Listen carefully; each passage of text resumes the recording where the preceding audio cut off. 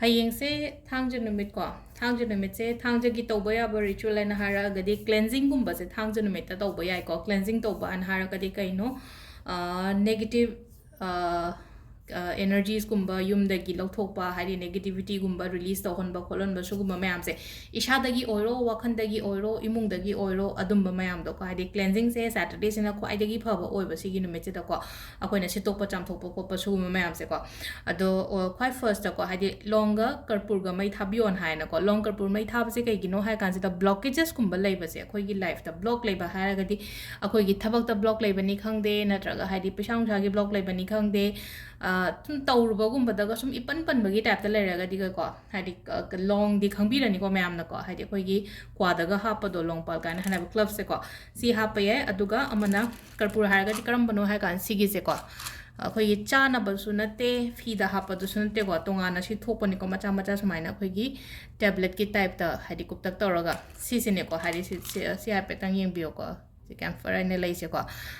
si to bi bayare ko adugi na haraga aduga amana mu kamaina kai tawge ha kan sida ko hari kambi gumba malobiyo ko kambi se koina sizina da ba kambi gumba lawseba hari aina akoi chana ba plate gumba kai gumba tawgono ko leba ki kambi gumba leibre ngo aduga leba ki kambi se lei train so khala se sizina dra plate aman ba gumba kai gumba ko adum malobiro se da su ko chamana na si so hapane na ko si ke no se koigi karpur se hapane duga bay leaf ohum mama ko sugumba herbs kumba kai gumba sena baze akoina keno manifestation oiro natraga any ritual to matam da ko khara leidi ko hadi maru marang mana masing gumba se akoina sena ba ya baze ko sida akoina hap to se ko hadi hangam maru hapa phai ko aduga si se mai chukhat piraga burn to thoga aigi ka da loina mak keno to thoba ka da loina puthok bai da se gi mai khu myam se egi ka khodi mak da loina phangan biu ko aduga si se akoi gi mapan da kai da thangdo thambi gro si ma le ra ko khoina tok ba ba se ko ani shure ko amana khoi first ki duna block ki oire si sina imung manung da gi nungai ta ba khot ta ba haidi negativity lok thok bai je khana ba chaina ba hara ga su khana ba chaina ba du phajara ge ko hai ba yo khan da ko adumai na gum ba to ba aduma le re ko aduga yam yeng jale na khala se bai se haidi mi na yeng jale na traga angang da ga yeng jale ka khala se ba icham cham ba khoi ko chanam manau malo se ko chana manau se kamaina to do no hai kan se da maku khok to pyo si se bajana aina maku khok te ko si maku khok to aduga khatang ko sugai bi crush to re na ko aduga keno tawri ba mi se haidi aingon da yengje ai se am yengje le na khala se ba ai office ta na traga te yete ai gi thabak to minari ba mayam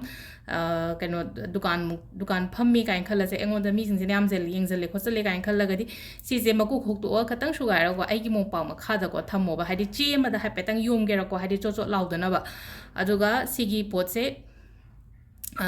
pung kumari thambiyo ko pung kumari thambiyo haragadi hojek pung mapan da tawre na khalase ba ataragadi hayeng pung mapan se da ko sunday gi pung mapan se da logtho aduga mapan da langtho ko mapan da langtho ko haragadi imung da gaida haji loirabani na dustbin da thadarage kaina ga thadaga no ba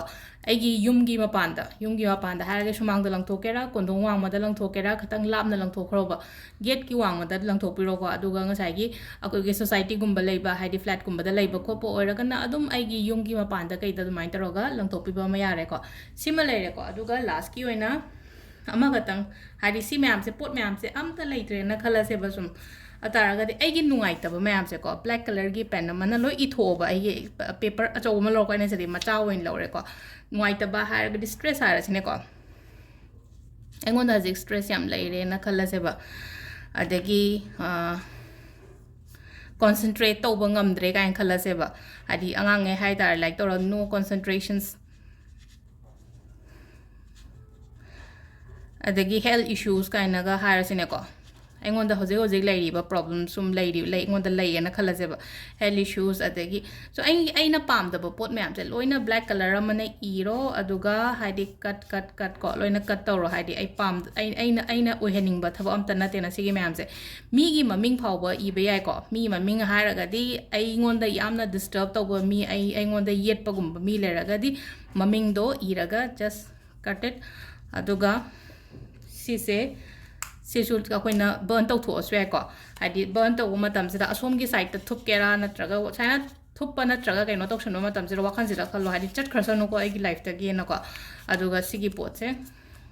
ꯃꯩ ꯊꯥꯗꯣꯛꯑꯒ ꯃꯥꯒꯤ ꯀꯩꯅꯣꯁꯤꯅ ꯍꯥꯏꯗꯤ ꯀꯩꯅꯣꯗꯣ ꯂꯪꯊꯣꯛꯄꯤꯌꯣ ꯍꯥꯏꯗꯤ ꯐꯠꯇꯥꯎꯗꯤ ꯂꯪꯊꯣꯛꯄ ꯃꯐꯝꯗ ꯂꯪꯊꯣꯛꯄꯤꯌꯣꯀꯣ ꯍꯥꯏꯗꯤ ꯀꯩꯅꯣ ꯇꯧꯔꯒ ꯍꯥꯏꯗꯤ ꯑꯩꯈꯣꯏꯅ ꯌꯨꯅꯤꯕꯔꯁꯇꯒ ꯕ꯭ꯂꯣ ꯇꯧꯊꯣꯛꯄ ꯑꯗꯨꯃꯥꯏꯅ ꯅꯠꯇꯕ ꯁꯤꯁꯤꯅ ꯑꯩꯈꯣꯏꯒꯤ ꯗꯁꯕꯤꯟꯒꯨꯝꯕ ꯀꯩꯒꯨꯝꯕ ꯃꯄꯥꯟꯒꯤ ꯗꯁꯕꯤꯟꯗ ꯏꯃꯨꯡꯒꯤ ꯗꯁꯕꯤꯟꯗ ꯅꯠꯇꯕ ꯃꯄꯥꯟꯒꯤ ꯗꯁꯕꯤꯟꯒꯨꯝꯕꯗ ꯊꯥꯗ ꯑꯗꯣ ꯁꯤꯗ ꯂꯩꯔꯦꯀꯣ ꯑꯩꯈꯣꯏꯒꯤ ꯍꯌꯦꯡ ꯊꯥꯡꯖ ꯅꯨꯃꯤꯠꯀꯤ ꯇꯧꯒꯗꯕꯁꯦꯀꯣ ꯑꯗꯣ ꯑꯩꯅ ꯑꯃꯨꯛꯀ ꯍꯟꯅ ꯍꯥꯞꯄꯩꯁꯦ ꯀꯩꯒꯤꯅꯣ ꯍꯥꯏ ꯀꯥꯟꯁꯤꯗ